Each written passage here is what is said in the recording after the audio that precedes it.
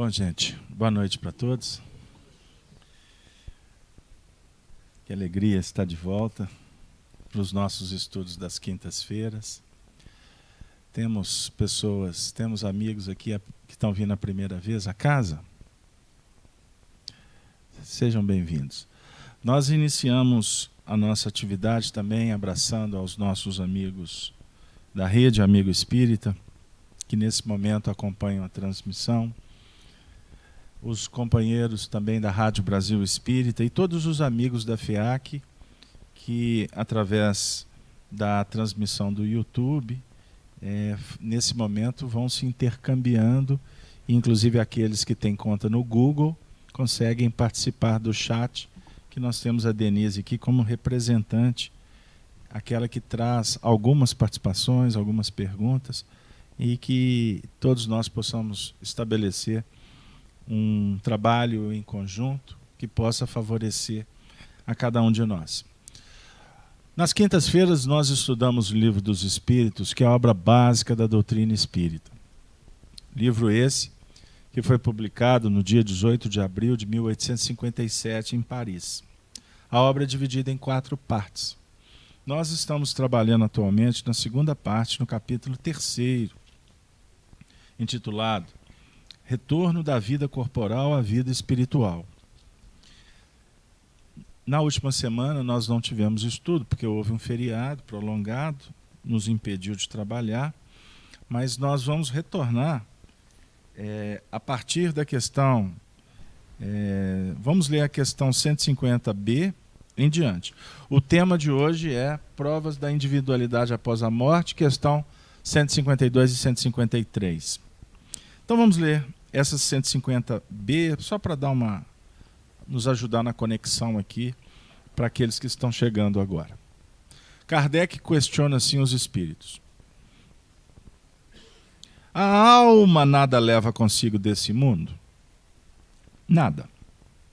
A não ser a lembrança. O desejo de ir para um mundo melhor. Essa lembrança é cheia de doçura ou de amargor, conforme o emprego que haja feito da vida. Quanto mais pura for, tanto melhor compreenderá a futilidade do que deixa na terra. 151. Que pensar da opinião dos que dizem que após a morte a alma retorna ao todo universal? Resposta. O conjunto dos espíritos não forma um todo. Não constitui um mundo completo. Quando está numa assembleia, és parte integrante dela. E, não obstante, conserva sempre a tua individualidade. Esse tema foi trabalhado pelo Eduardo aqui, há 15 dias atrás. Eu vou pedir permissão para não voltar. 152. Que provas temos ter da individualidade da alma após a morte? Que prova podemos ter da individualidade da alma após a morte? Essa é uma das perguntas que eu acredito, vou arriscar, mas eu acredito que é uma das perguntas mais desenvolvidas por aí. Que prova? Você tem prova? Aí essa prova aqui pode até abrir, né? Você tem prova que os espíritos voltam? Aqui existem provas que a alma é um indivíduo do lado de lá? Tem personalidade?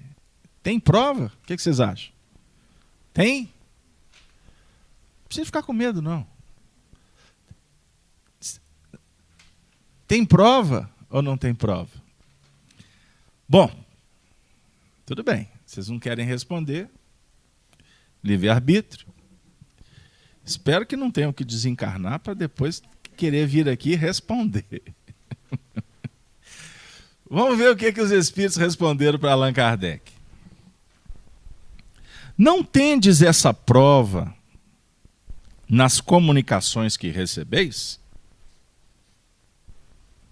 Se não fosseis cegos, veríeis Se não fossem surdos, ouveríeis.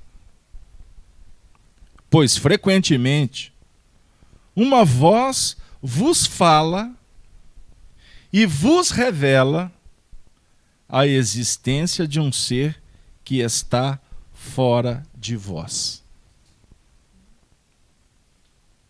Eu vou contar uma coisa para vocês em primeira mão. Eu não li essa resposta hoje. Era minha tarefa. Porque o contexto todo ele estava na minha mente. Então eu fui buscar outros recursos para trazer como ingrediente. Então, mas a resposta aqui agora, eu estou lendo junto com vocês, em primeira mão. E ela me deixou aqui numa situação difícil. Porque pode ser que eu tenha até que mudar o contexto do estudo, mas eu vou fazer o esforço para não. Então eu vou repetir a resposta. Não tendes esta prova nas comunicações que recebeis? Vocês recebem comunicação espiritual? Entre outras palavras, é isso. Casalberto, eu não participo de reunião mediúnica com vocês, e nem em outra casa espírita. Então não recebo comunicação espírita. Talvez a maioria pode responder assim, né? Os amigos do chat, enfim. Mas os espíritos nos surpreenderam aqui no desenvolvimento da resposta. Porque olha aqui. Se não fosseis cegos, veríeis. Se não fosseis surdos, ouveríeis. Pois frequentemente uma voz fala e vos revela a existência de um ser que está fora de vós. Além de tudo, me deixou chocado, porque disse que nós somos cegos, surdos, e eu vou ficar mudo também, porque eu vou dizer o quê?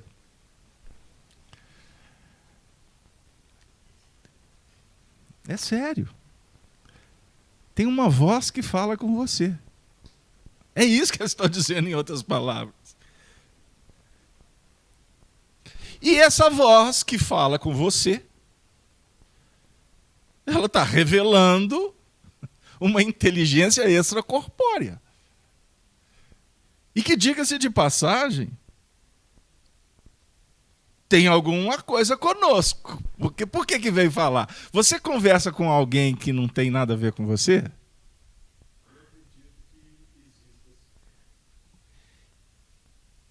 Então nós estamos aqui exatamente porque a gente desconfia. Não é verdade? Então, isso é interessante a gente refletir. Porque alguém pode redarguir dizendo, não, mas ninguém fala comigo, não. Não tem. A voz que eu escuto dentro da minha intimidade é a minha consciência. Né? Pois é. Então, todos nós temos direito de pensar de várias maneiras. De concordar, de discordar. Mas nós estamos aqui para estudar. Mesmo que a gente todos nós aqui, a maioria acredita, o Espiritismo, a doutrina espírita é uma proposta filosófica, científica. A ciência espírita propõe para nós avaliação, observação, critério. Então, se tem algum assunto que você tem dúvida, vai lá pesquisar, corre atrás. Não vai nessa história porque alguém disse, você vai engolir, você vai aceitar. Isso não é fé raciocinada. Então vamos pensar o seguinte, nós estamos aqui, talvez partindo do princípio que a maioria aqui acredita que existe uma voz extracorpórea que fala conosco. Mas podemos ter aqueles que não acreditam. Como é que eu vou fazer então? Se eu não acredito, como é que eu posso adquirir certeza disso? Não é muito complexo, não. Comece a elaborar perguntas. Perguntas. Vai, Casalberto. Então você está propondo que eu converse com um ser extracorpóreo? Não, vou fazer isso não. Vou fazer isso não, Casa Aberta, eu tenho medo. Vai que é uma assombração, vai pegar no meu pé. Não, peraí. Eu estou tentando fazer aqui, falar de uma forma muito simples. Eu não preciso sofisticar. Questiona. E preste atenção nas respostas que vão chegar. E aí, fica simples. Você vai verificar que as respostas, muitas vezes elas são dadas e nos colocam surpresos. Porque de repente vem alguma colocação que não é uma ideia que a gente vê naturalmente, que não é preconcebido, não é sua. Existem aqueles que possuem uma sensibilidade mais ampliada, que não só escutam de uma forma assim muito subjetiva, muito longe, mas chegam a estabelecer uma relação muito próxima. A voz que conversa com estes costuma ser trovão que incomoda. Então observe. Parece simples para alguns o que eu estou falando, mas para uma grande multidão não é simples. Por isso é que a gente tem que ser paciente na exposição. Porque para muitas pessoas essa voz causa constrangimento, dor. Vamos levar para um outro lado? Agora eu vou sair da tertúlia. Vamos levar para os lados complexos. Existem processos obsessivos que o indivíduo não ouve uma voz, não. Ouve várias. Não consegue dormir. Aí, quando não se explica, é muito simples dizer, tá doido, tá alucinado, tá drogado. Não. É realidade. É realidade para muita gente. Entenderam? Então, eu posso tratar o assunto de uma forma muito simples, como um mero diálogo, mas eu posso também robustecer, eu posso agregar aqui valores. E aí a gente leva para setores que apresentam para nós fenômenos que são inequívocos, são irretocáveis. Tamanha a veracidade, tamanha a contundência destes fenômenos. Mas o nosso objetivo é trazer Allan Kardec. E ele comenta assim: os que pensam que pela morte a alma retorna ao todo universal estão errados. Se por isso entendem que, semelhante a uma gota d'água que cai no oceano, ela perde ali a sua individualidade. Então, estão certos se por todo o universal entendem o conjunto dos seres incorpóreos, de que cada alma ou espírito é um elemento. Se as almas se confundissem na massa, só teriam as qualidades do conjunto e nada se distinguiriam uma das outras. Não teriam inteligência nem qualidades próprias. Ao passo que, em todas as comunicações, elas revelam a consciência do seu eu e uma vontade distinta.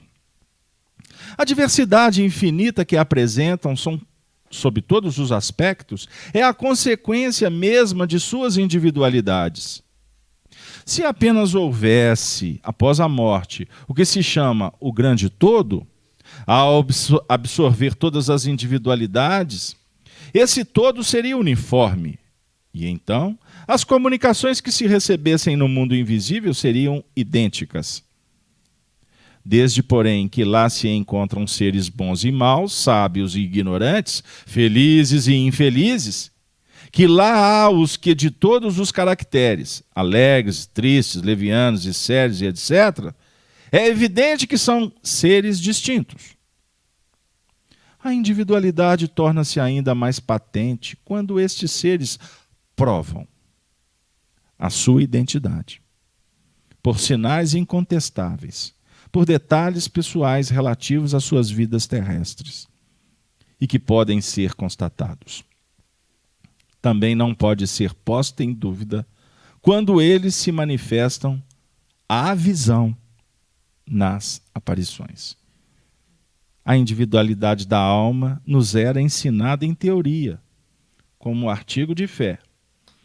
O Espiritismo a torna evidente e, de certo modo, material. É um texto, como todos os textos de Kardec, um poder de síntese e objetividade, esclarecimento singular. Porque aqui ele praticamente explica todo esse tópico que foi estudado anteriormente, porque existem aqueles que acreditam que quando a alma, o ser, desencarna ou morre, aí morre, vai morrer mesmo. Quando ele morre, a alma vai juntar um todo e vai perder a sua individualidade.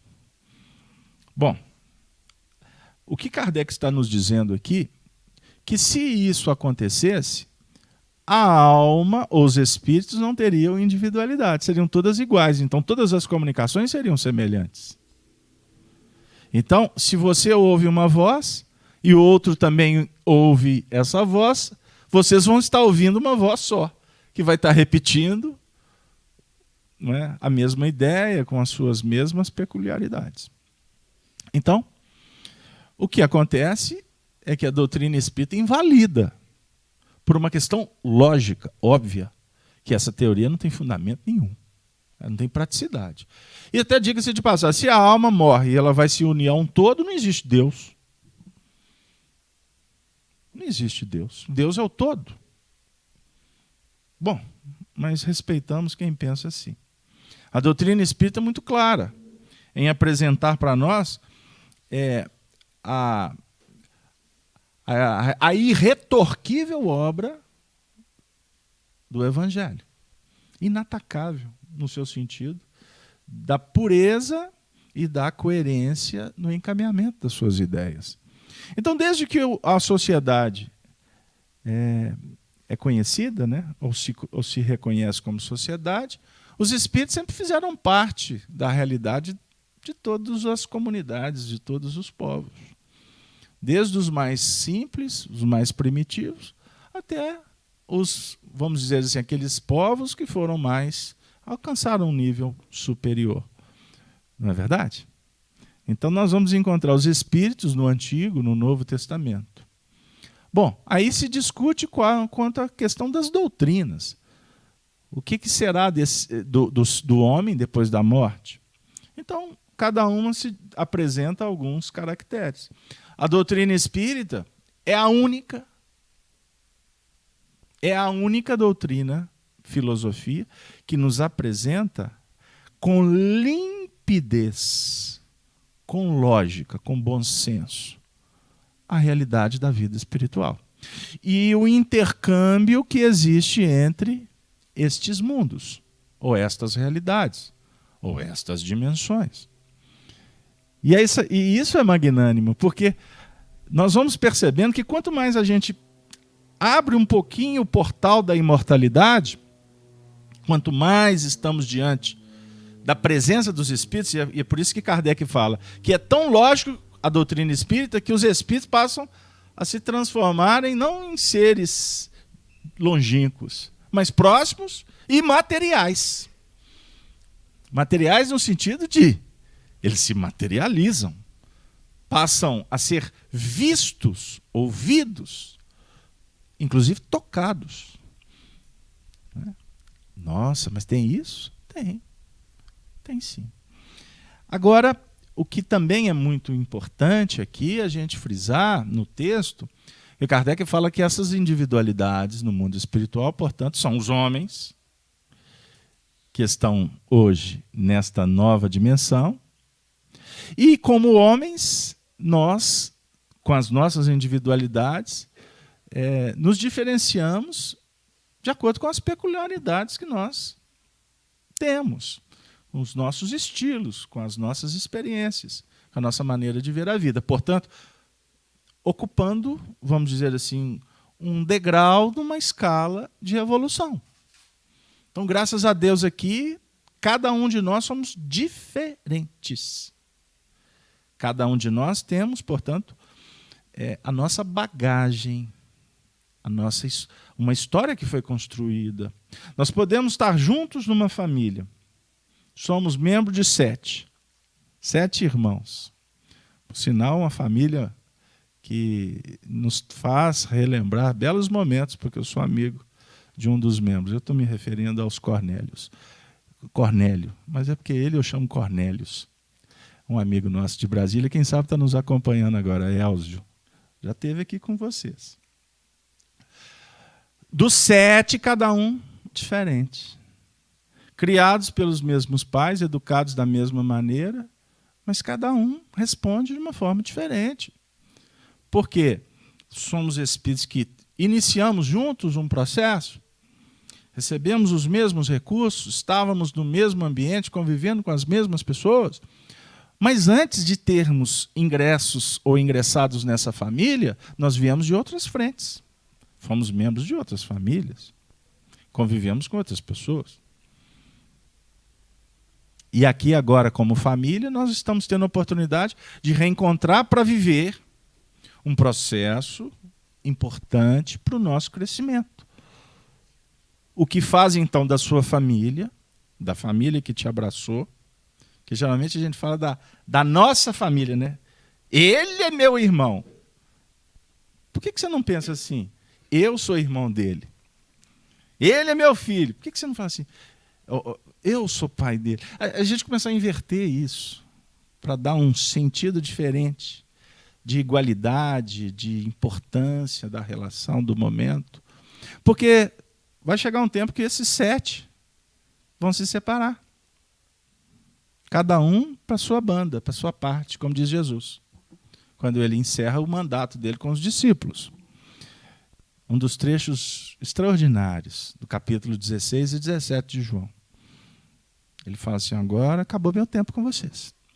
Tem de bom ânimo, eu venci o mundo. Mas antes me chamais de mestre, agora me chamais amigo. Esse trecho eu estudei muito com Elza, lá na União Espírita Mineira. Antes mestre, agora amigo. Porque o mestre não pode falar tudo, o amigo pode. Então, no primeiro momento, você tem um mestre, você tem a escola. Mas depois, não é que vai perder o respeito, tá? Como o respeito anda sumido da sociedade. Porque não se respeita em casa, não vai responder. Não vai respeitar na escola e muito menos na sociedade. Então, o problema está dentro de casa. Vou voltar. Então, o respeito ficou esquecido. Não estou falando desse respeito, eu estou dizendo de integração. Então, no primeiro momento, você tem aquele respeito com o mestre. Você olha para ele de baixo para cima. Mas o mestre, por excelência, ele vai percebendo, trabalhando gradativamente para que ele desça do pedestal. Para que ele fique numa mesma posição. Porque até, diga-se de passagem, aos professores que nos ouvem, e sabem muito mais do que a gente, eu vou dizer o seguinte, que o mestre por excelência é aquele que não fala de cima para baixo. Porque de cima para baixo ele cria problema, distância.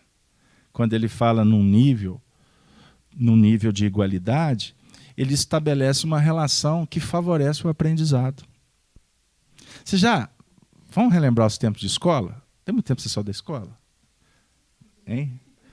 Sabe aquela matéria que você tinha problema com ela? Pode ver que você tinha uma dificuldade com o professor.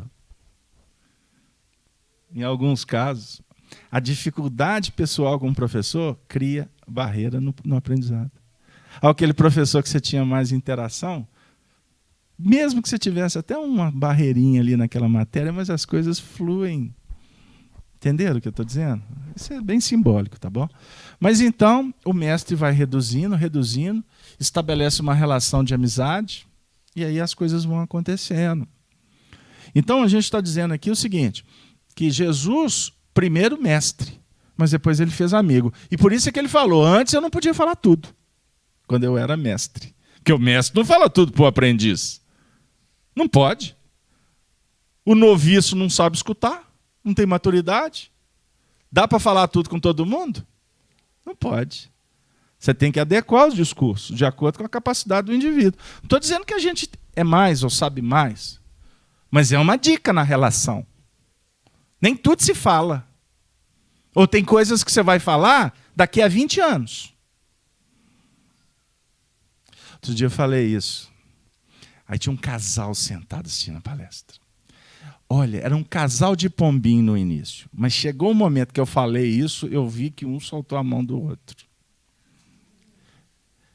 Torceu a cara. Falei assim, vai chegar lá fora e vai falar assim, ai, doce se não me falar tudo. Tem umas histórias assim. Mas eu estou brincando com vocês, mas é verdade. Tem coisas que você não pode colocar assim. Mas depois que estabelece um nível de aprendizado, de relação superior, aí as coisas podem ser trabalhadas, porque há, portanto, maturidade. Então o mestre coloca as coisas para a gente. Aí eu vou trazer para a nossa realidade aqui, quanto espectadores, estudantes de doutrina espírita. Eu estou chegando agora, não pense você que você vai receber tudo de pronto, fácil. O indivíduo chega aqui, caso aberto. Gostei da reunião, agora eu quero ajudar. Ótimo. Teve uma vez que estava numa outra casa espírita. Chegou de São Paulo, era espírita, trouxe até um título. Ele fez curso de espiritismo e tinha um canudo.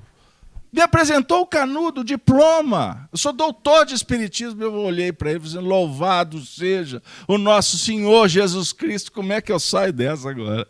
Eu quero trabalhar aqui. Eu disse, ótimo. Na hora que ele falou isso, aí ele me deu tudo que eu precisava. Ah, nós estamos precisando de trabalhador. Que dia que é mediúnica? Agora. Não, isso aqui não é mediúnica, isso aqui é uma reunião pública. Aqui é uma reunião mediúnica, sim. Quem falou que não? Não, eu quero médium, eu quero fenômeno, eu quero isso, eu quero aquilo. Está aqui, ó, que tanto de médium que tem aqui. Olha essa que moça bonita aqui na frente. Médium. Cadê os espíritos? Ó, as pencas por aí. Para você chegar numa atividade mediúnica, meu amigo, você vai ter que se preparar para isso. Agora, a atividade mediúnica ela começa aqui. São estágios, são aprendizados. E não pense você que aqui nós não temos uma importância nesse trabalho, tal qual é uma atividade mediúnica. Mas o indivíduo quer tudo fácil. Ele acha que ler um livrozinho já é o suficiente para soltar a asinha. Não funciona assim. Então, observem bem, os espíritos se materializam para nos mostrar suas individualidades. Nós não estamos trabalhando aqui? Agora vamos refletir o seguinte. Imaginemos se aqui agora materializasse um espírito.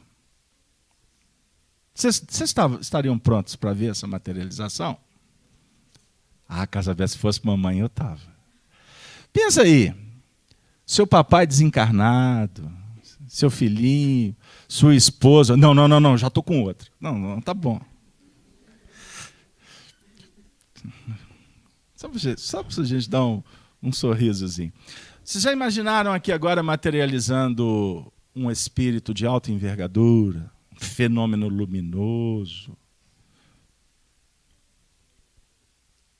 O que isso repercutiria dentro de nós? Nós estamos preparados para esse tipo de fenômeno? Eu sempre, quando falo dessa questão de materialização, sou obrigado a citar Tomé, o discípulo.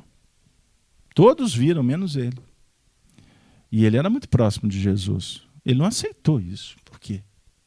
Por que Jesus apareceu até para aquela prostituta?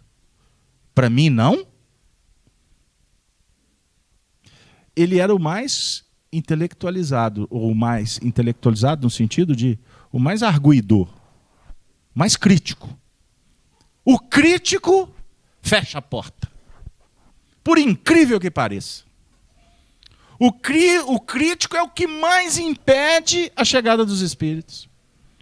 Porque não adianta chegar espírito, porque ele não vai repercutir como deveria. E a repercussão na ótica espiritual ela tem que ser moral. Não é para atender vaidades. Aí eu vi espírito. Tem médium clarividente aqui? Não levante o dedo. Mas se tiver, vocês sabem do que eu estou falando. Ah, Casabé, deixa eu levantar o dedo. Você é melhor não. É melhor não. Porque se levantar o dedo e falar que é médium, vai juntar de mariposa em busca da luz. E você pode não dar conta. E costuma a mariposa voar em torno da luz. Depois que a luz apaga, a mariposa vai embora e nem lembra da luz. É o que acontece com os médiuns. Aproxima-se dos médiuns, geralmente com interesses. Eu sou amigo do médium. Eu vou lá no Chico Xavier, quem sabe vem uma mensagem da mamãe. Gente, foram milhares e milhares e milhares de pessoas que fizeram isso. E o Chico sempre estava pronto para dar. Porque o Chico entendeu qual é a função do médium. Dar sem receber nada. Depois que recebem a mensagem, vão embora. Depois que a gente é atendido na luz, resolveu ali o problema, cheguei aqui sem emprego. É comum. Marca até atendimento fraterno com a gente. Caso Alberto, eu vim aqui porque eu acho que o Espiritismo vai resolver o problema do meu emprego. Eu vejo assim, o Espiritismo está lascado, porque são 14 milhões atualmente. Mas você acha que dá jeito? Eu falei assim, dá. Vem aqui para procurar emprego. Tem jeito, Casalberto? Olha, eu estou falando aqui na internet, hein? Vai vir caravanas do Brasil afora, na FEAC, porque eu falei que o Espiritismo dá jeito no emprego. Dá sim. Porque, inclusive, o Espiritismo vai começar a me ajudar a refletir sobre a vida e as minhas escolhas. Não é que o Espiritismo vai assinar minha carteira, mas ele vai me ajudar a rever muitas coisas, que pode ser que aonde que eu estou batendo não seja o lugar que eu deveria procurar. A forma com que eu abordo. Coisas nesse nível. Mas voltando.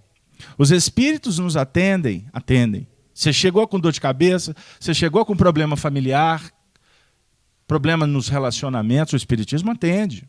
Doenças. Quantos estão assistindo? Aí agora eu vou contar para vocês como que funciona. Existem pessoas que frequentam a FIAC pela internet.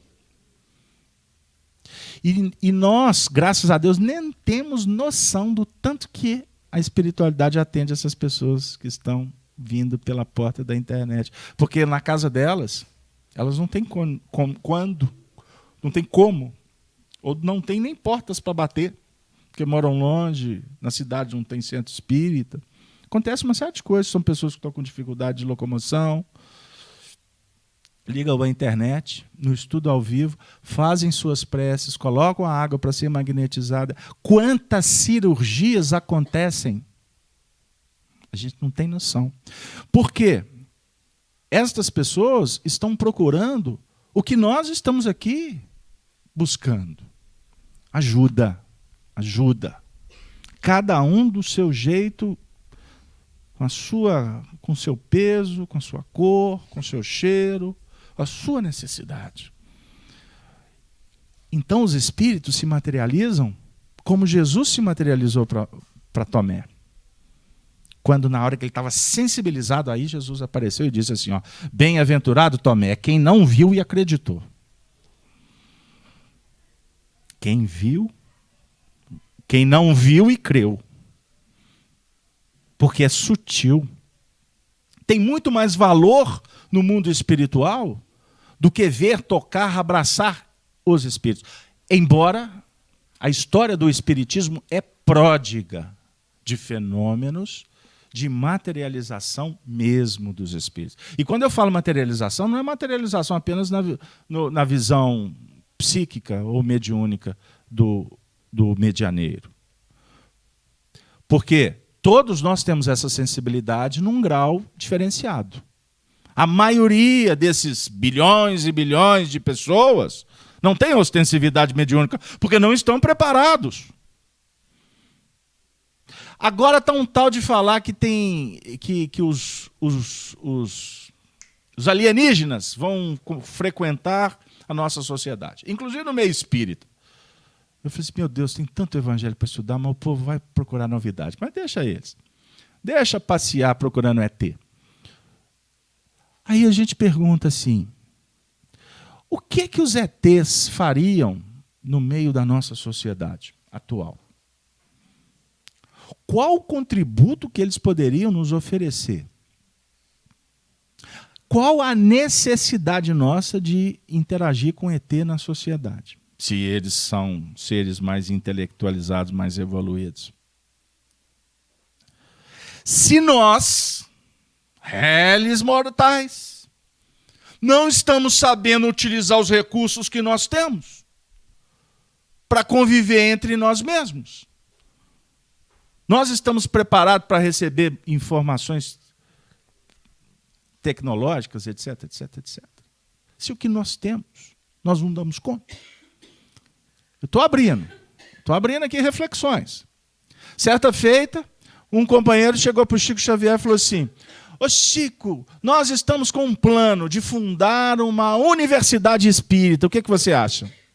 E nessa universidade nós vamos estudar o espiritismo, associando o espiritismo com as coisas da ciência humana e etc, etc. Chico, o que você acha? Seria uma grande novidade. Aí o Chico olhou para ele e falou assim: pois é, quem sabe vocês estão com a razão. E aquelas posturas do Chico, né? Sempre muito carinhosas, respeitosas. O indivíduo estava falando uma bobagem danada, mas ele pois é, nós temos que pensar, aquele jeitinho todo especial que grande parte da sociedade não tem, né? Porque é um tal de falar você está errado, você é bobo, a intolerância graça no nosso meio e o evangelho propõe outras posturas. Mas aí o Chico, depois de muito escorregar, Arnaldo falava que Chico era um sabonete difícil de segurar, né? Arnaldo Rocha, seu amigo, né? E ele tinha autoridade para falar do Chico. Aí o Chico, depois de muito tempo, falou assim: pois é, então quer dizer que vocês estão preocupados com uma novidade. Chico, vai ser uma grande novidade. Você nos dá razão? Eu falei: olha, quem sabe vocês estão com a razão. Mas diz Emmanuel que o povo está com a necessidade. E nós temos que pensar mais na necessidade do que a razão. Agora, o Emmanuel me chama a atenção aqui para um fato. Que a grande novidade que a humanidade recebeu, até hoje a humanidade não compreendeu, é o Evangelho de nosso Senhor Jesus Cristo. Esta é a novidade. Aliás, Evangelho é boa nova. A boa nova é conhecida pelo povo. E quando eu falo conhecida, eu falo compreendida.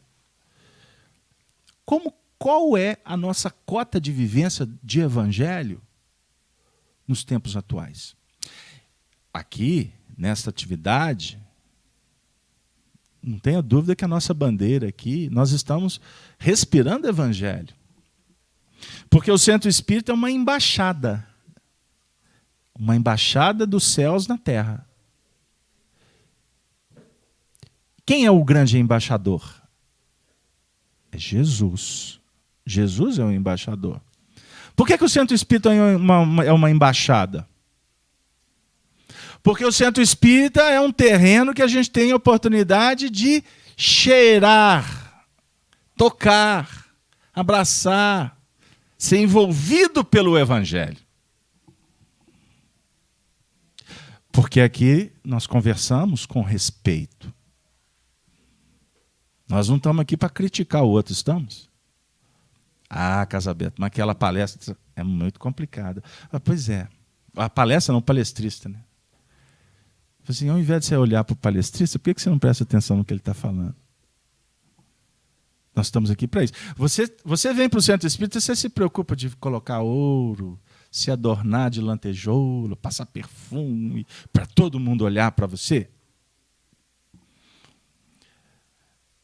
Nós estamos aqui porque nós queremos olhar para dentro da gente. Eu não estou preocupado se tem alguém olhando para os meus trajes. É óbvio que a gente vai se vestir de acordo com as suas necessidades. Mas você gosta de se vestir assim? Pegaram lá? Como que é diferente? As nossas reuniões são pautadas de prece. O nosso ambiente é um ambiente de fraternidade, de alegria. Aí a gente sai do Centro Espírita falando assim: meu Deus, é tão bom ir lá, eu saio tão renovada. Aí o que acontece quando tu vira a esquina? Aliás, eu brinco. Quando tu entra no carro, Já começa a luta de boxe. Ele quer escutar o futebol e ela quer escutar a música. Eu não aguento mais a rádio Itatiaia. Não sei. No carro, cadê o evangelho? Ficou lá no templo espírita. Então aqui é uma embaixada de Jesus, que representa o mundo espiritual do futuro. Quando nós nos elevarmos moralmente, nós automaticamente receberemos novidades que possam favorecer até em nível tecnológico, das eletrônicas da vida, etc., do conforto, do bem-estar. Mas o que nós temos, nós não sabemos usar. Porque a gente vai brigar na hora de colocar o produto lá no micro-ondas. Não, agora sou eu. Não, sou eu, estou com pressa. Daqui a pouco está um batendo o outro. Tem que voltar para as cavernas. Ir lá para aquelas grutas. Olha que Santa Luzia tinha muitas aqui. Vai lá para a gruta. Época de frio, imagine como é que era a nossa vida. Primatas, aquecendo dentro das grutas. A gente não sabe usar. Então, observemos como que o Evangelho propõe para nós algo de muito sutil. É uma novidade de vida. Agora, tudo isso vai definindo para nós, portanto, a nossa possibilidade de nos capacitarmos. E capacitados em termos intelectuais, morais, sentimentais, nós vamos, portanto, nos sensibilizando, porque o bruto, obviamente, a sensibilidade dele é de bruto. É bruta. O indivíduo que está em via de evangelização, ele está abrindo os olhos, ele está aguçando a audição. Denise, o que você tem para trazer para nós do pessoal do chat? Não, tem uma pergunta minha. Mas a sua pergunta é uma pergunta mediúnica. Vamos lá. Vou tentar me fazer aqui entender. Eu coloquei assim, algumas civilizações, eles consideravam o intercâmbio espiritual, assim, vivenciavam isso fortemente. Sim. Então, por que nós, de outra época, que estamos continuando a nossa evolução? Por que nessa era nossa, a questão material, ela se tornou imperativa com relação a esse intercâmbio espiritual? Seria uma prova para nós termos que lidar, neste momento, com essas questões materiais e tentar superar, e essa sensibilidade, que ela está sendo amenizada, no caso? Vamos pensar o seguinte, é complexo você fazer um paralelo com a história. Quando citamos, através dos estudos, que em todos os períodos a mediunidade sempre se fez presente entre os povos, porque em todos os períodos o mundo espiritual se abriu por misericórdia. Mas o percentual dos que se envolviam com a mediunidade era muito pequeno. Era os 10% do grupo. Então, nas tribos, o pajé, né?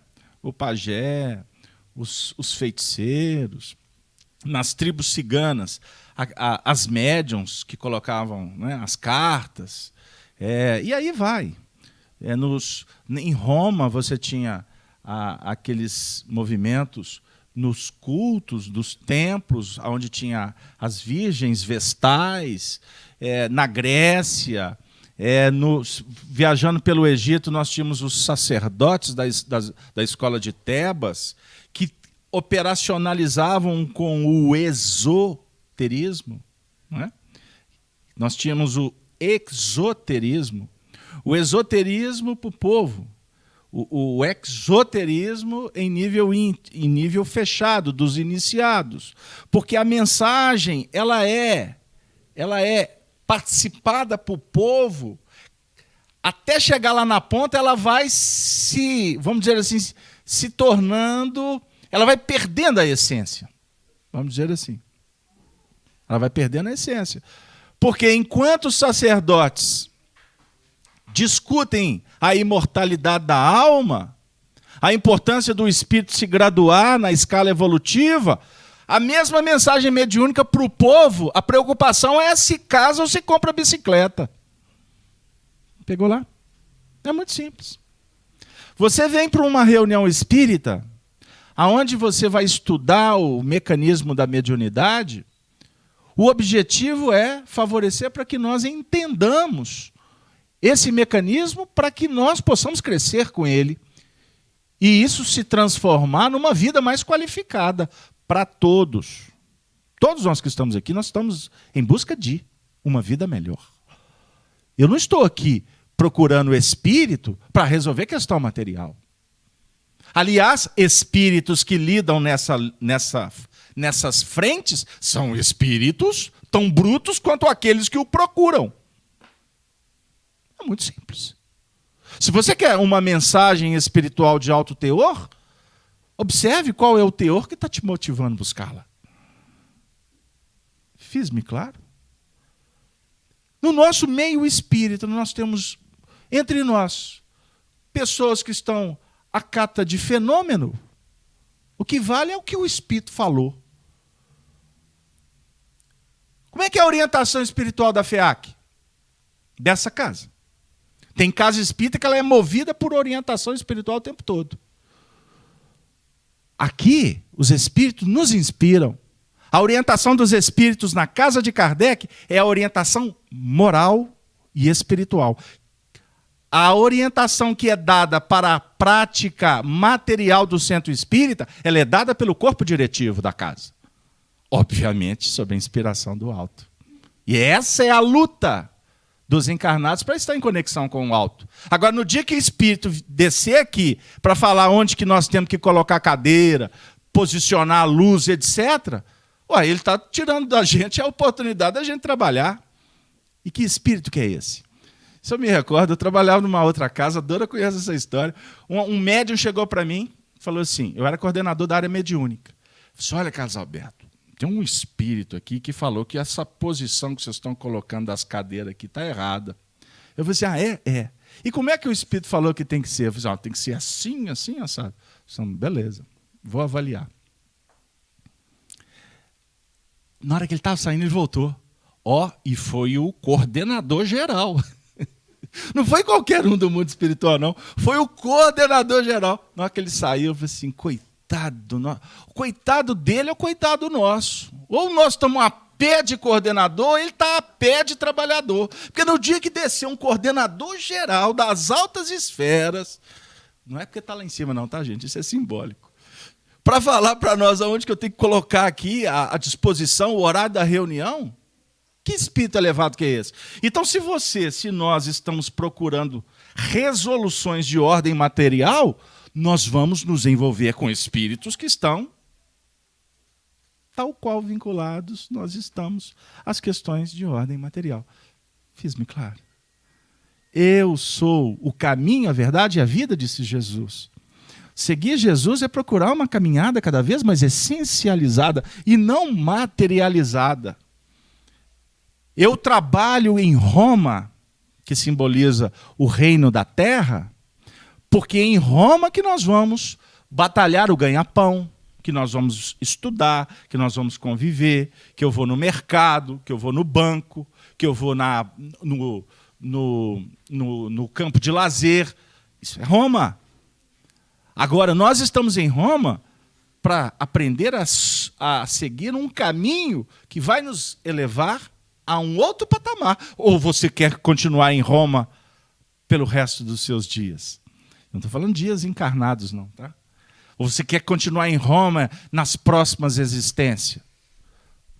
Vivendo as contradições, a violência, o medo, todas essa problemática que nós encontramos na Terra. Esses problemas que nós temos, na realidade, eles são recursos para o nosso aprendizado. Mas a partir do momento em que você supera aquela lição, ou a dificuldade, né? A lição é colocada em prática, significa que você está se graduando para viver uma outra situação, tarefas mais complexas, responsabilidades mais amplas. Fala, Denise. Tem uma pergunta interessante aqui de uma irmã Marilac Aparecida Batista. Ela disse assim: fiquei pensando, a nossa individualidade pode ser confundida com as personalidades vividas em nossas existências? Temos dificuldade, às vezes, de nos encontrar conosco mesmo, será? Vamos diferenciar o que é personalidade e o que é individualidade. Personalidade é esse corpo, essa estrutura psicológica que nós fundamentamos para viver aqui agora. A minha personalidade, meu nome, meu endereço, né? Aonde que eu estou situado, com quem eu convivo, qual é a minha profissão. E tudo isso eu vou estabelecendo uma personalidade. E eu flutuo dentro dessa personalidade. Mas o que é mais importante para nós não é a personalidade, é a nossa individualidade, é a nossa essencialidade. Então, espiritualmente, você não tem nome, você é um ser. Aqui a personalidade fala para nós em ter status, ter dinheiro, ter família. E, na realidade, a gente vai verificando que a gente não tem nada disso. O que nós realmente, o que vale para nós é ser interexistente. É vibrar diante de tudo que a vida te propõe, mas vibrar de uma forma cada vez mais elaborada, desapegando-se. Por que você sente ódio? Por que você sente medo? Tudo isso é fruto de insegurança. É tudo fruto de imaturidades. O que é maturidade espiritual? Maturidade espiritual é ver a vida como um eterno aprendizado que não se cria dependência em absolutamente nada. Muito menos ao corpo, à encarnação. Observem como nós nos desestruturamos quando chega um diagnóstico complicado. Quando nós estamos diante da desencarnação. Tudo se torna caótico. Espera aí. Você é um ser. Você é um ser espiritual. Você não é um ser material. Aliás, não existe ser material, né? Isso aqui é um conglomerado de matéria que vai se dissipar uma hora, que vai se transformar. Agora, a transformação que você vive, ela é íntima. Maturidade espiritual é amar por necessidade de amar. Porque o amor é que alimenta a nossa alma. O amor é que nos dá força.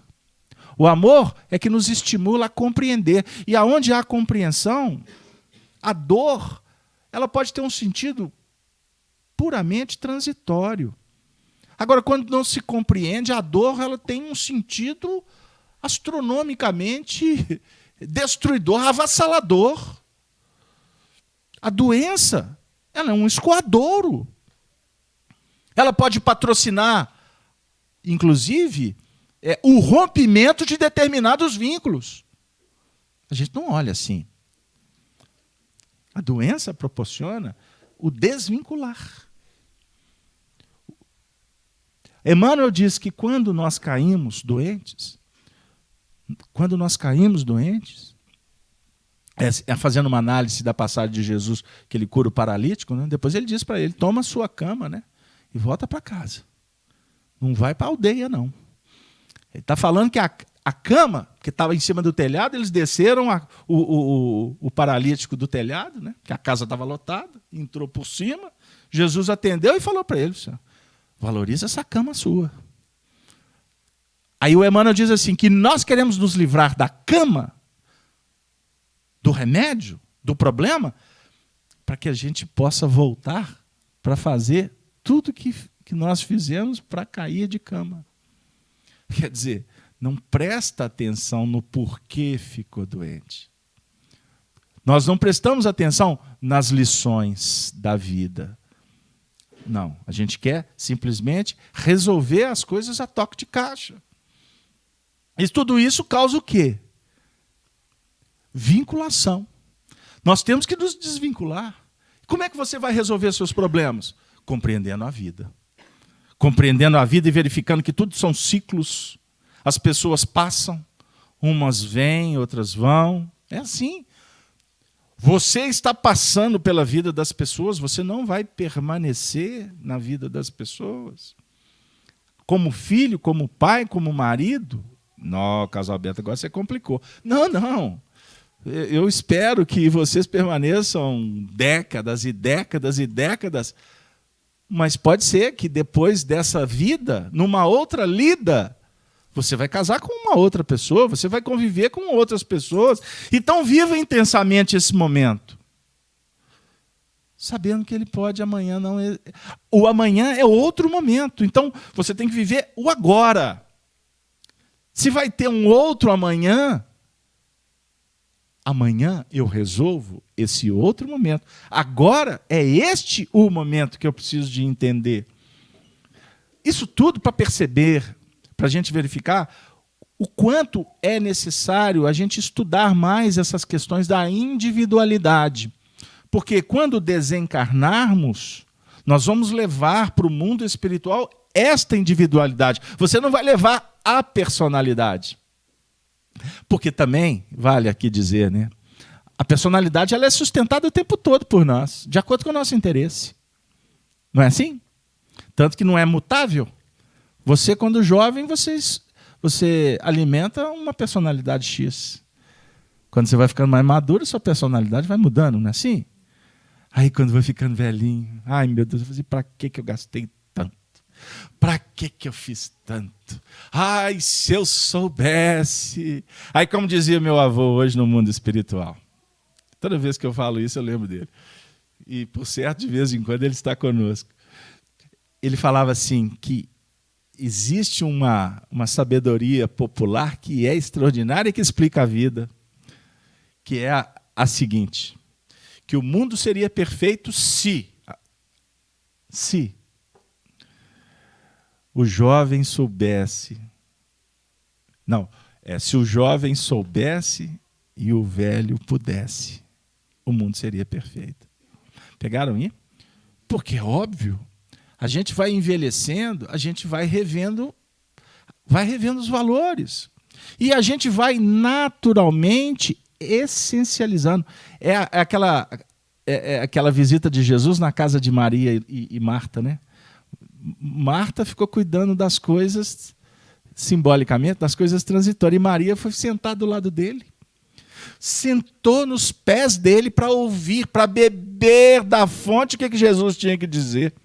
Chegou num ponto que a Marta chegou para Jesus e falou assim, Jesus, eu estou aqui pelejando, arrumando. E ia dizer, olha Maria está na boa, tranquilo. Aí Jesus disse para ela assim, olha, vou te dizer uma coisa, Maria escolheu a melhor parte. Qual é a melhor parte da vida? Qual é a melhor parte? Nós estamos percebendo qual é a melhor parte? Se percebeu, vai nela. Porque não necessariamente você percebeu, você se vincula.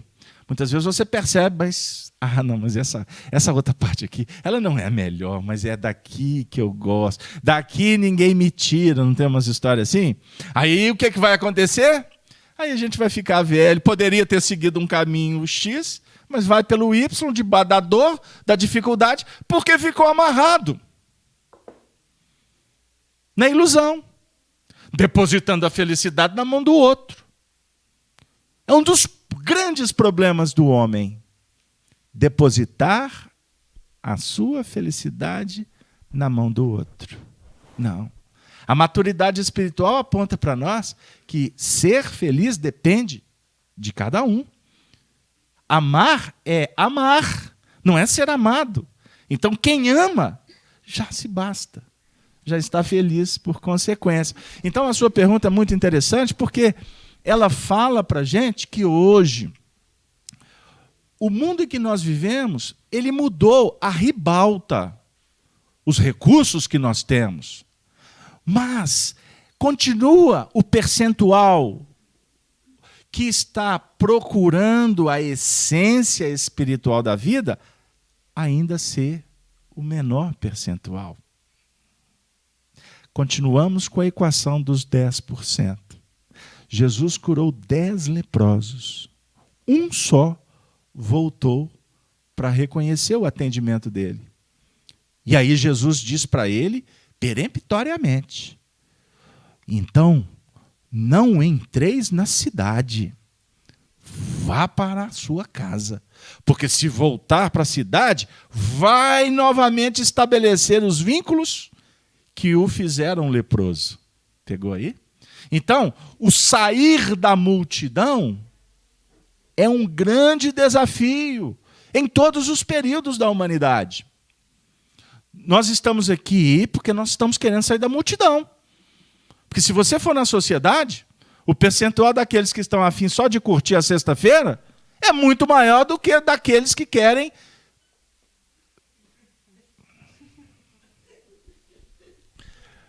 Hoje é quinta.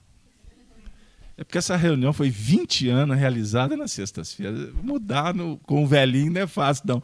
Mas aí o percentual quer curtir a quinta. Pouquíssimos escolhem a quinta para tentar refletir sobre a vida, para essencializar a vida. Agora, dentre nós, aí, que estamos aqui, que a grande maioria estamos estabelecendo uma relação, uma afinidade por causa do ideal, um percentual aqui considerável são almas que se reencontram nessa nave chamada Casa de Kardec, que ela está flutuando no mar da vida e transportando corações durante esse percurso.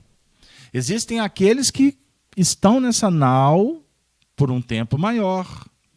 A grande maioria frequenta essa nau por um tempo menor, porque é assim que funciona.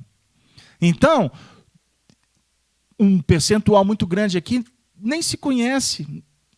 Não tivemos oportunidade de estabelecer uma amizade. Imaginem quantas milhares de pessoas estão acompanhando agora esse estudo. Costuma catalogar aqui, só no Facebook, mais de 10, 15 mil, que frequentam durante alguns instantes. Agora, nesse percentual, vai devagarzinho criando vínculos. Outros são aqueles que são impulsionados para estabelecer outros vínculos. E assim vai acontecendo conosco. O importante é a gente verificar o tempo todo se eu estou escolhendo a melhor parte. Para buscar, para ter, para verificar exatamente aquilo que realmente tem a ver conosco. Deu aí? Podemos passar ou tem mais alguma questão? Tem mais uma questão aqui do nosso amigo Leonardo Rocha. Ele pergunta: o estudo do Evangelho nos possibilita enxergar a vida de uma forma mais justa e amorosa. E com isso desenvolvemos a percepção ou a mediunidade, ele diz, a mediunidade intuitiva? Sem dúvida. Vamos dizer o seguinte. Vocês se reúnem na sua casa uma vez por semana para fazer o Evangelho no lar. Se não, é uma dica, tá? Extraordinariamente produtiva. Faça isso. Porque nós estamos falando que existe uma voz que fala conosco. E que a grande maioria do povo não ouve. Porque não treina, né? Não se dedica para isso. Então vamos dizer que quando você está fazendo as suas leituras, suas preces, você abre um canal muito interessante para ouvir essas vozes. Quando você monta um esquema, uma rotina, estabelece um procedimento sistematizado, disciplinado, como eu estou citando aqui, uma vez por semana fazer um instante de oração na sua casa, eu quero te contar, se você não sabe, que existem espíritos que passarão a frequentar a sua casa. Então eu faço no terreiro, porque lá em casa eu não quero ninguém. Não, se você quer ou não quer, eu quero até te dizer uma outra coisa. Parede não impede espírito entrar, não, viu? Parede pode, muro, cerca elétrica, trava, alarme pode espantar aqueles, né, aqueles do alheio, né, que adoram as coisas do alheio. Mas espírito entra. Agora, aquela casa, aquele lar que tem o costume de orar, e quando eu falo orar, também é buscar nessa chama da oração o combustível, né, a força motriz para movimentar a semana dos comportamentos, aí nós podemos blindar a nossa casa. Aí você pode estabelecer um campo magnético protetor. Então não entra qualquer um, ok? Então o evangelho e o comportamento pode muito. E nós temos também, por conta disso, além das visitas dos nossos amigos, dessas vozinhas que começam a conversar conosco. Ô Casalberto, eu não estou gostando dessa conversa, porque no início era uma voz, agora você já está falando vozinhas. Pois é, não é vozinhas, não. São vozes dos céus. São muitas vozes dos céus. Elas podem começar a ir na sua casa uma vez por semana. Sabe por quê? Porque a sua casa pode se transformar numa ambiência de treva. Pode se transformar numa lâmpada, numa porta-luz que acende para aqueles que estão nas trevas. Então, naquele momento, a imagem é essa mesmo que você está vendo. Imagina uma treva, uma estrada sem quase luminosidade nenhuma, a não ser o brilho das estrelas. Aí, de repente, você vê uma luz lá distante. Você é um viajor cansado, esfomeado, carente. Aí você vê aquela luz. Que reconforto ver essa luz. Aí essa luz, na realidade, é a espiritualidade que permite que aquele indivíduo veja. Porque tem isso, tá? Tem isso. Porque não é porque acendeu luz, qualquer um vai entrar, não. Aí aquele indivíduo é como se passassem até limpassem o óculos dele, você olha ali, toma um binóculo, observa. O indivíduo não está vendo, mas são mãos intangíveis que auxiliam o indivíduo a ver a luz. Aí ele vê a luz e ele chega lá próximo, alguém diz assim, vem cá, meu irmão. É a oração que tu faz na sua casa. Ela pode muito. E ela pode, inclusive, ajudar até aqueles que são vinculados aos nossos corações e que não conseguem nos registrar porque estão no vale das sombras e da morte. Existem muitos corações vinculados aos nossos que se encontram embotados, enlouquecidos, desesperados, trancafiados por eles mesmos quando aqui estiveram. Porque as nossas ações não ficam impunes. Então, o indivíduo que promove o mal, esse mal passa, de uma certa forma, a se transformar numa sombra que o acompanha.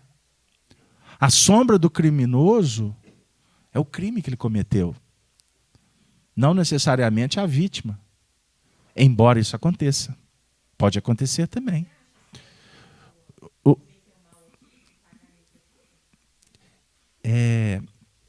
Então vamos refletir o seguinte, eu vou te respondendo devagarzinho.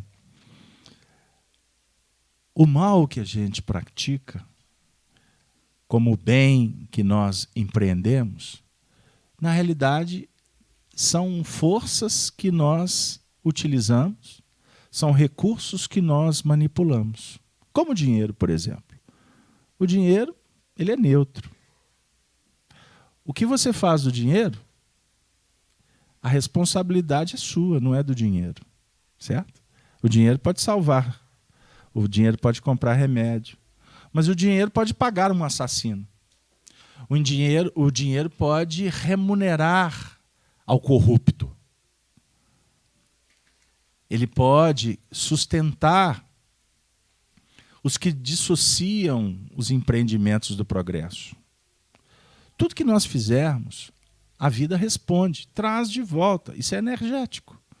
Não é que alguém vai mandar que você pague, alguém vai montar um tribunal e vai te encarcerar, ou vai te libertar, vai abrandar penas. Deus não é espírito que fica punindo quem quer que seja. Isso é a nossa concepção antropomórfica de Deus. Na realidade, Deus é a inteligência suprema do universo. É a causa primária de todas as coisas. Ele cria o espírito, e os espíritos somos os obreiros do Senhor. O mal que existe no mundo é o mal que ajusta os que estão no mal. A treva se ajusta com a treva. Não pensem vocês que os agentes da luz vão combater treva, vão descer para usar espada. E olha que eu tenho ouvido, eu tenho escutado, isso até no meio espírita.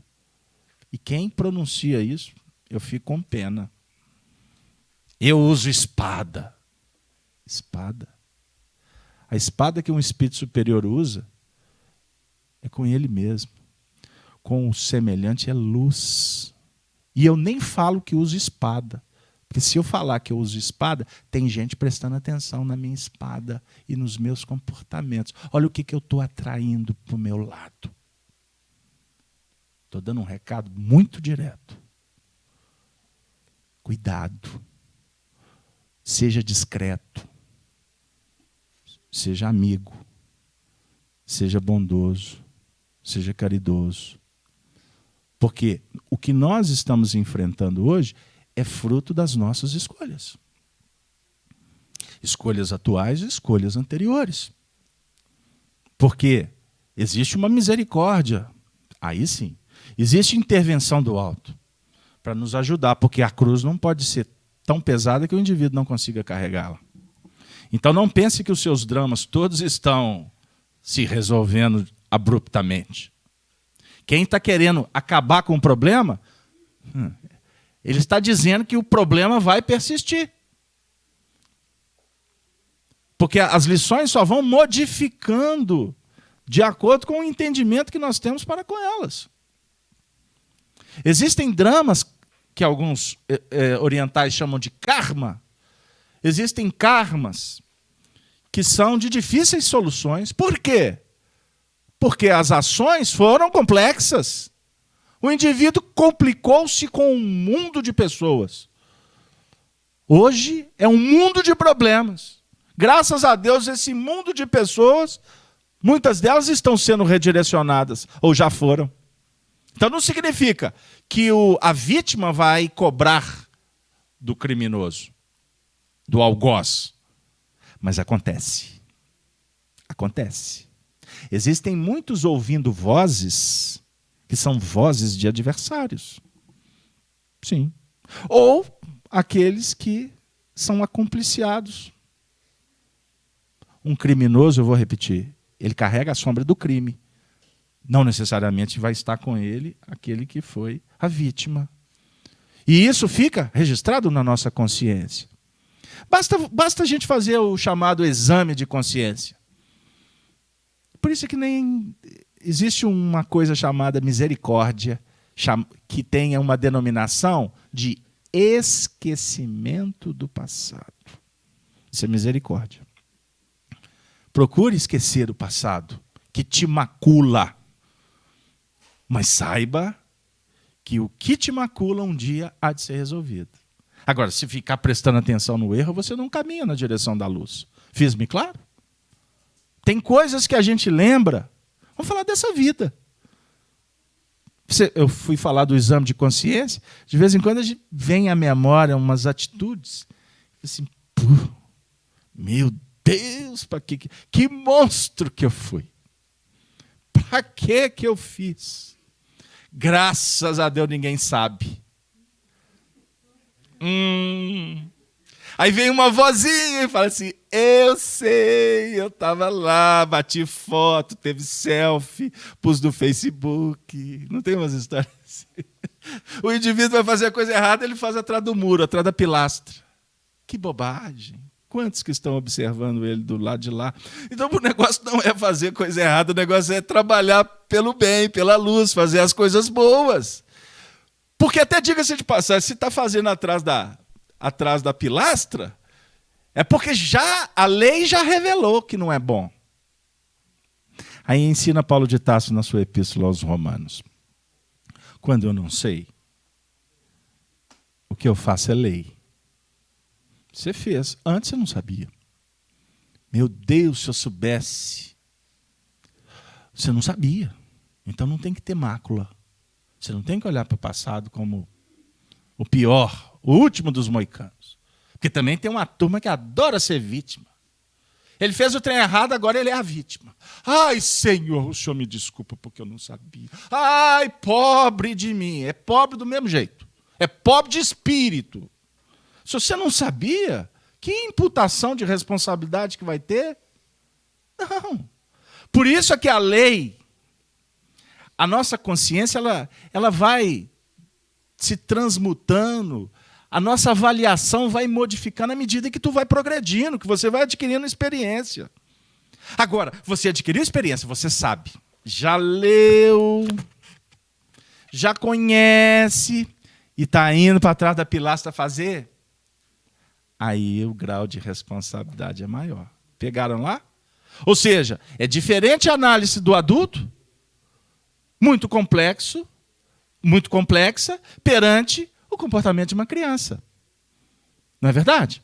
Observe bem, a criança chega para você e fala assim, papai, você é muito bobo. Aí o papai fala assim, bonitinha essa minha filha, né?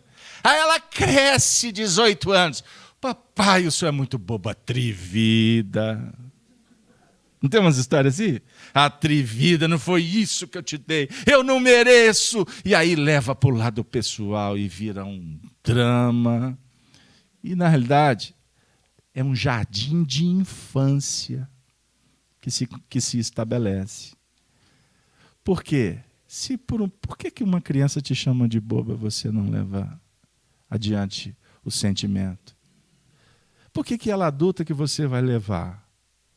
Porque a sua vaidade, o seu orgulho está sendo afetado? Por que antes não? Então significa que você é um agente que determina como a sua intimidade reage.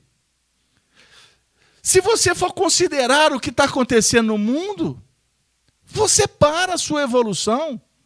Uma coisa é alguém te afirmar, puxa vida, quem sabe se não fosse assim? Eu vou prestar atenção. Mas a decisão é sua.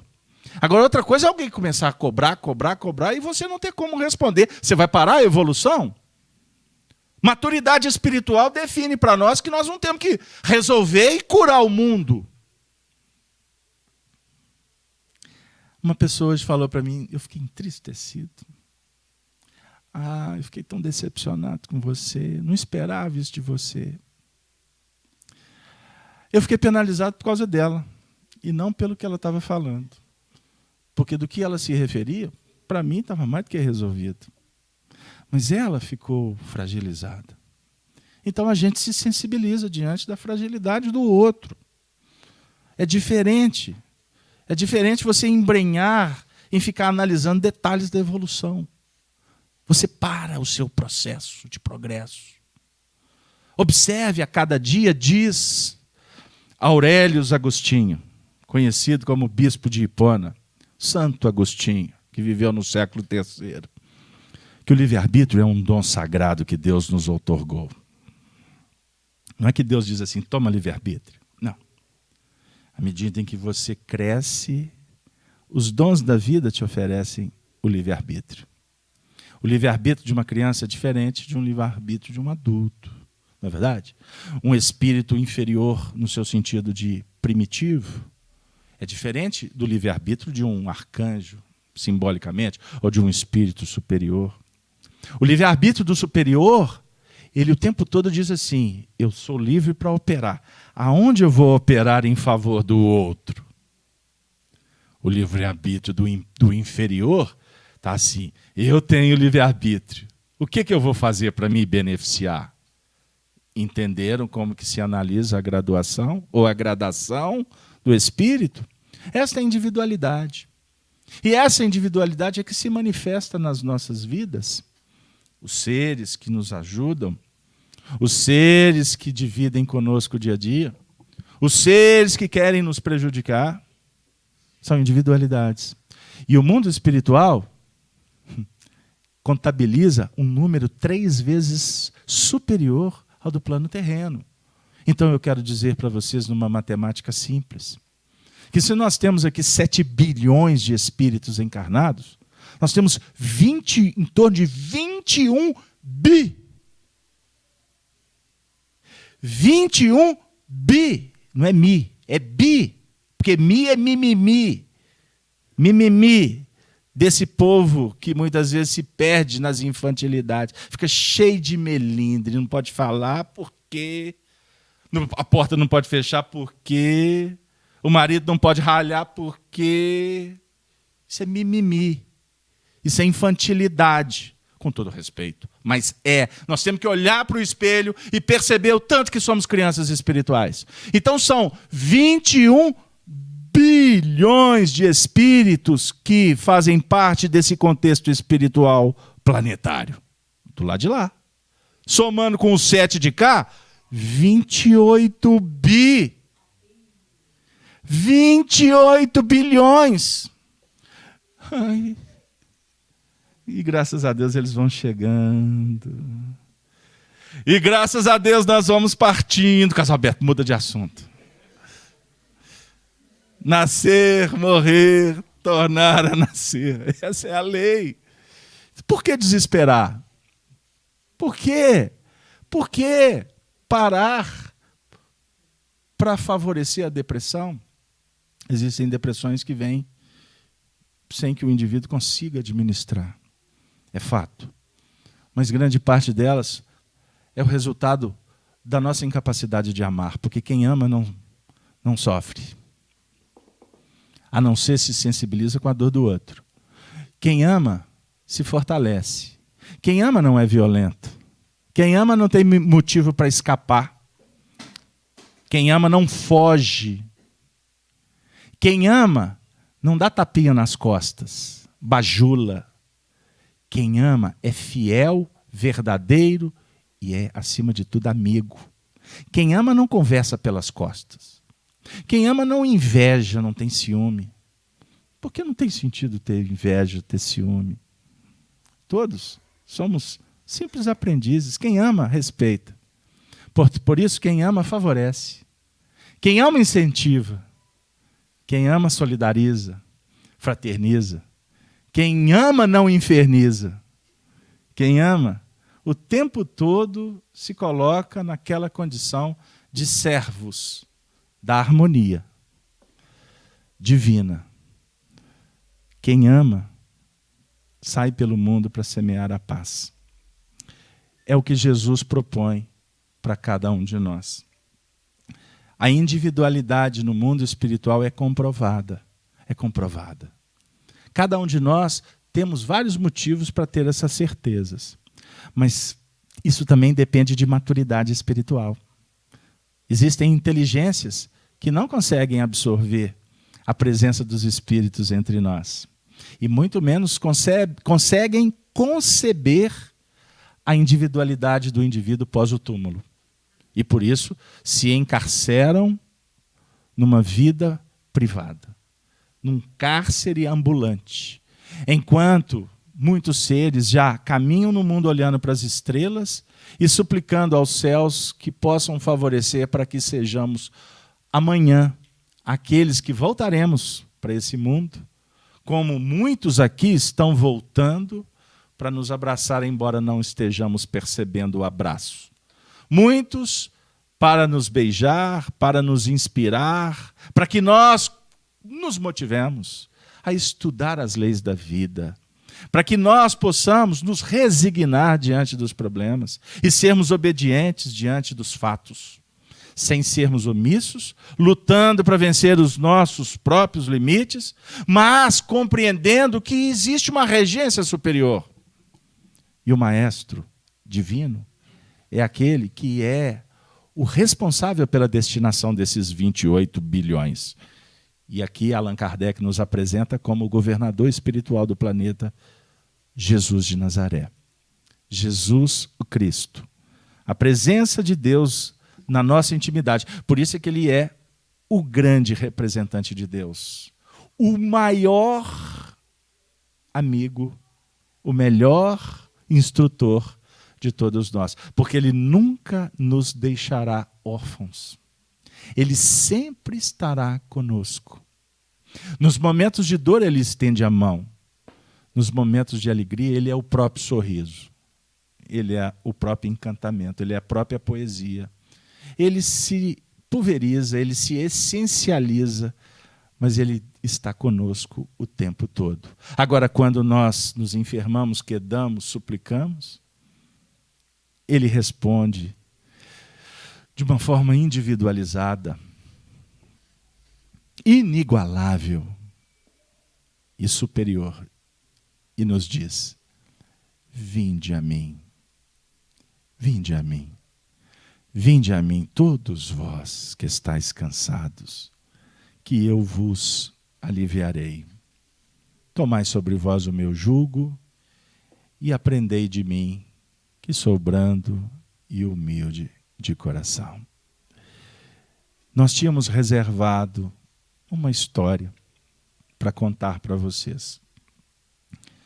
Mas eu sugiro que vocês conheçam mais de perto a vida deste espírito tão magnânimo, tão carinhoso, tão presente, que é o espírito Meimei, que desencarnou em setembro de 1946, e um mês depois, o seu noivo, seu marido, que entrou num processo de uma depressão profunda por conta da perda desse anjo bom, um mês depois, esse seu marido, desesperado, subia a Avenida Santos Dumont, aqui na nossa capital de Belo Horizonte, rumo à rodoviária.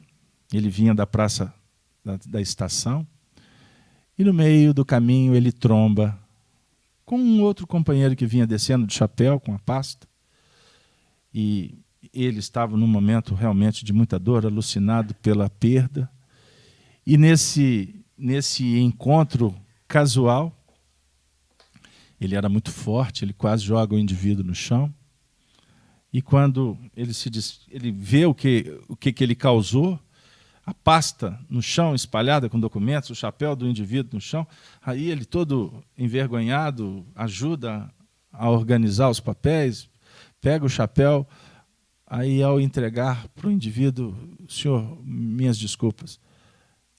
Aí ele olha para o companheiro, e era um companheiro de muitas vidas que ele reencontrava naquele momento.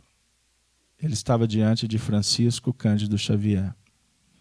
Francisco Cândido Xavier olha para ele: que bom te rever, Naldinho. Ele: Naldinho?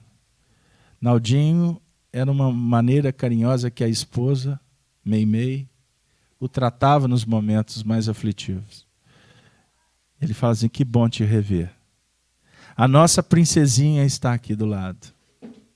Princesinha era uma forma carinhosa que o Arnaldo falava da Meimei. E ela te abraça dizendo para que você não fique triste, porque ela não morreu. Ela está do seu lado acompanhando as suas dores. Aliás, hoje, ela completaria mais um janeiro de vida. Ou melhor, ela pede que eu reconsidere, mais uma primavera de amor. Todas as vezes que os dois faziam aniversário, nas conversas íntimas do casal, era assim que eles falavam do aniversário. Mais uma primavera de amor. E ela está também dizendo para você que o retrato que você carrega na sua carteira dela, quando você olha sofrido, amargurado, é como se fossem flechas que atingissem o coração dela. Mas ela pede para te dizer que jamais o túmulo vai separar um amor que é um amor das estrelas. Meimei está aqui ao meu lado e te convida para uma reunião que em breve acontecerá, e ela poderá conversar de uma forma mais direta com você. Este instante é um dos instantes mais extraordinários que iniciou, o que aconteceu no movimento espírita, porque dali muitos fenômenos que comprovaram a individualidade de Meimei e a presença dela junto ao seu noivo definiu para nós um espiritismo que se tornou pungente através da mediunidade de Francisco Cândido Xavier, que se transforma, portanto, numa ponte-luz para aproximar a luz destas estrelas. No caso, Meimei e Arnaldo Rocha. Estudem, conheçam a história destas almas, que são almas muito amigas. São almas que hoje no mundo espiritual, tanto ela quanto Arnaldo agora, desencarnado em 2012, laboram em prol da divulgação da doutrina espírita em muitas casas espíritas. E na nossa casa, nós temos a alegria de dizer que é um cantinho que também eles reservaram para poderem espargirem as flores do Evangelho. E nós estamos num momento muito especial e por isso nós estamos contando essas histórias para vocês.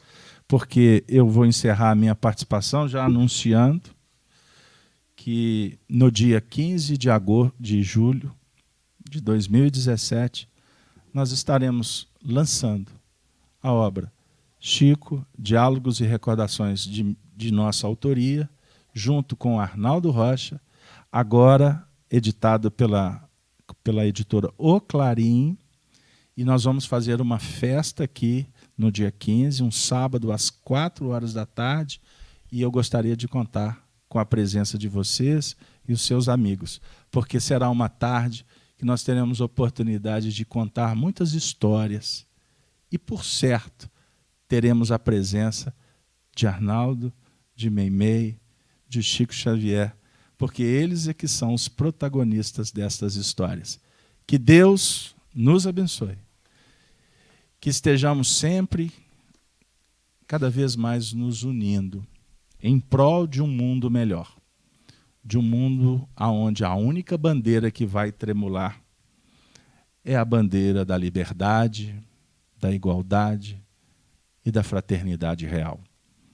Ave Cristo, era assim que os cristãos do antigo, daqueles tempos primitivos, saudavam Jesus e se despediam das assembleias cristãs. Ave, ave, ave Cristo, sempre. Que assim seja. Que assim seja. Nós agradecemos ao Beto pela bela palavra.